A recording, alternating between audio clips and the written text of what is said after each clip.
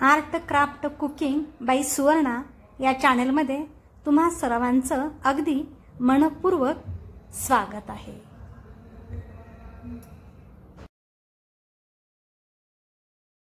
नमस्कार, मी सुवर्णा। पहा ना, या जगात शाश्वत, चिरकाल आणि चिरंतन असं काहीच नाही। अगदी आपला श्वास सुद्धा आपला नसतो, कारण प्रसंगी श्वास घेण्यास लागणारा ऑक्सिजन सुद्धा विकत घ्यावा लागतोच ना काही प्रसंगी। म्हणजेच या जगात शाश्वत, चिरंतन असं काहीच नाही। परिस्थिती आणि वेळेनुसार बरंच काही बदलत जातं। मग आपलं अस्तित्वही आपलं नसतं आणि ते राहतही नाही। अगदी जे आपण म्हणतो आपल्या हातात आहे तेही मग निष्ठून जातच ना।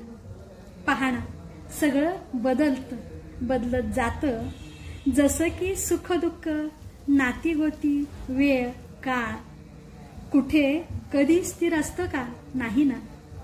माणसानं का मग व्यर्थ गर्व करावा? अहंकार काही कामाचा नाही, कारण जे काही आपलं आपण म्हणतो ते आपलं नसतंच मुळीच। पहा ना, हे विसरू नये कधीच। घर जेव्हा माझं म्हणतो तेव्हा ते एकट्याचं कधीच नसतं, त्यात असंख्य जीव राहत असतात। मग किडा, मुंगी, कीटक, झुरळ एवढेच काय, पाहुणे पै सुद्धा येऊन राहतातच ना। तरी सुद्धा आपण आपला अहंकार सोडत नाही। मग कितीतरी जणांचं येतं इथे या घरामध्ये वास्तव्य असतंच, आणि हे मुळीच विसरू नये। प्रत्येकाचा वाटा हा ठरलेला असतो आणि तो त्याला देणे भाग असते, हे सदैव ध्यानात ठेवावे। पहा ना, आपण जेव्हा अन्न शिजवतो ना, तेव्हा त्यातील काही भाग आपण काय करतो? प्राण्याला ठेवतोच ना राखून, कुत्र्याला देतोच ना आपण काही भाग। घरी एखादी कामवाली असेल तर तिलाही आपण त्याच्यातील देतोच ना। अचानक जर पाहुणा आला त्यालाही आपण जेवू घालतोच ना, खाऊ घालतोच ना।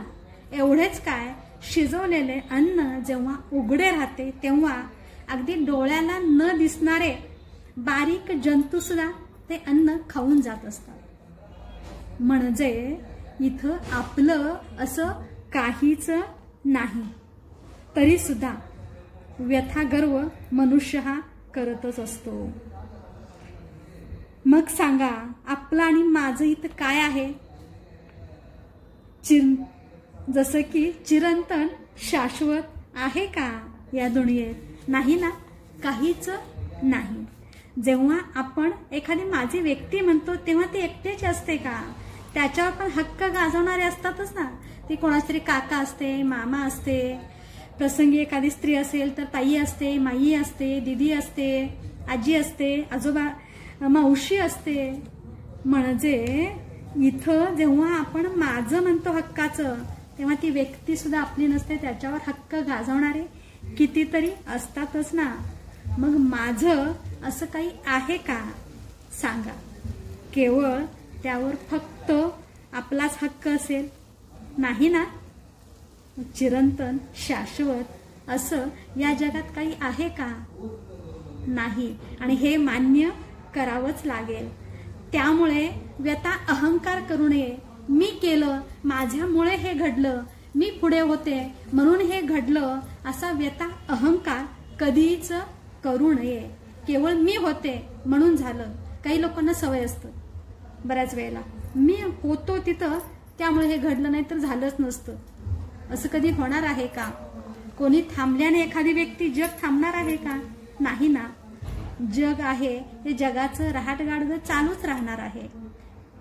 म्हणजे आपण ओळखायला हवं की व्यथा अहंकार मानवाने कधी करू नये,